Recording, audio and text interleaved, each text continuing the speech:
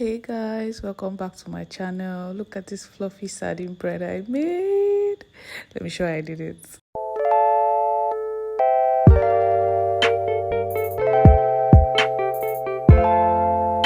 So first I'm going to start by adding all my dry ingredients into a bowl, which is flour, yeast, baking powder, salt, and milk.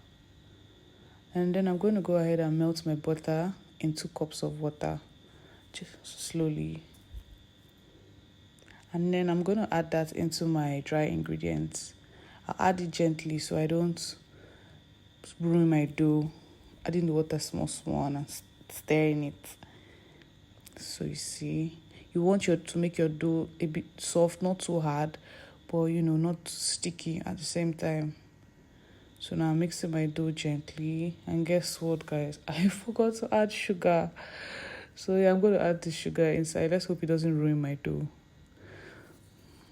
And I'm adding the remaining half of the butter and the sardine oil into my dough, and I'm going to incorporate that gently. Mix it gently. So bread making for me is so therapeutic. I don't even use any fancy method or use any fancy equipment. I just flow. Like, you don't have to think about bread making like it's some serious or very difficult task, because if you do, it's going to make you overcomplicate the process and ruin your dough. So you just want to do it as easy as possible. Like, just combine all your ingredients and flow. Don't overthink it. Don't think it's one big thing. It's so easy to make bread, like so easy. So I'm going to allow my dough rest for 30 minutes and for it to rise. And this is what it looks like. It looks so fluffy, despite the little mistake I made.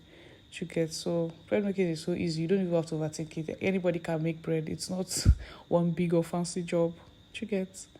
So yeah, so look at what my dough looks like after combining gently. And I'm going to cut it into sections so that I can add my sardine inside. I've already oiled my pan with butter. I oiled it with butter. Now I'm adding the sardine gently.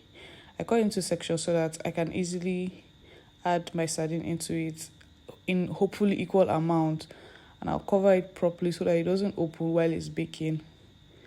I'm adding it into my pan like this. So this is the recipe I use for my dough every single time, and it busts. Like, it gives me what I want every single time.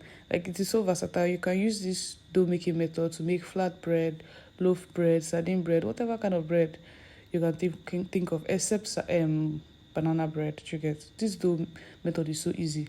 Like, anyone can do it, and it is so versatile. You can turn it into anything. So yeah, I allowed this to sit for 10 minutes before putting it in the oven, and this is what it looks like. It's baking. I just flipped it to the other side so it doesn't like burn. And look at my bread. Look at my bread. It looks so good. Oh, I cannot wait to eat. This bread is the most delicious bread I've ever made so far. Like, every time I bake, it turns out even better. So try this recipe and let me know how you do.